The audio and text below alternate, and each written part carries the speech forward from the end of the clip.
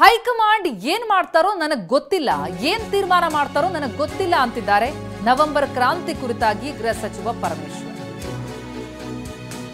ವರಿಷ್ಠರು ಏನಾದ್ರೂ ಹೇಳಿದ್ರೆ ನಾವು ಹೇಳ್ಬೋದು, ಸಂಪುಟ ಪುನರಚನೆ ಸಿಎಂ ಬಗ್ಗೆ ಹೇಳೇ ಇಲ್ಲ. ಏನೇ ಇದ್ರೂ ಕೂಡ ಅದನ್ನ ಹೈಕಮಾಂಡ್ ನಿರ್ಧಾರ ಮಾಡುತ್ತೆ. ನಾವು ಇಲ್ಲಿ ಮಾತನಾಡೋದ್ರಿಂದ ಬರೀ ಗೊಂದಲ ಆಗುತ್ತೆ ಅಂತ ಗೃಹ ಸಚಿವರು ನುಡಿದಿದ್ದಾರೆ. ನವೆಂಬರ್ ಕ್ರಾಂತಿ ಕುರಿತಂತೆ ಪರಮೇಶ್ವರ್ ಹೇಳಿಕೆ ಬೆಂಗಳೂರಲ್ಲಿ ಮಾತನಾಡಿದ್ರು.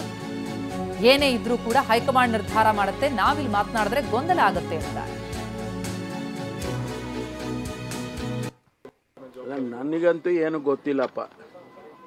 ಯಾಕೆಂದ್ರೆ ಹೈಕಮಾಂಡಿನ ತೀರ್ಮಾನನ ನಾವು ಹೇಳಕ್ ಬರೋದಿಲ್ಲ. ಅವ್ರು ಏನು ತೀರ್ಮಾನ ಮಾಡ್ತಾರೆ ಕಾಯ್ದು ನೋಡೋಣ.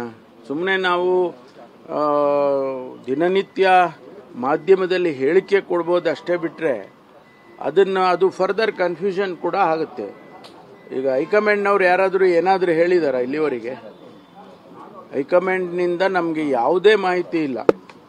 ನಾವು ರಿಷಫಲ್ ಮಾಡ್ತೀವಿ ಸದ್ಯದಲ್ಲಿ, ಅಥವಾ ಲೀಡರ್ಶಿಪ್ ಚೇಂಜ್ ಮಾಡ್ತೀವಿ, ಅಥವಾ ಇನ್ನೂ ಏನಾದರೂ ಹೈಕಮಾಂಡಿಂದ ಬಂದಿದ್ರೆ ನಾವು ಅದಕ್ಕೆ ರಿಯಾಕ್ಟ್ ಮಾಡ್ಬೋದು. ನಾವೇ ಹೇಳ್ಕೊಳ್ಳೋದು, ಅವರೊಂದು ಹೇಳೋದು, ನಾನೊಂದು ಹೇಳೋದು, ಇನ್ನೊಬ್ರೊಂದು ಹೇಳೋದು.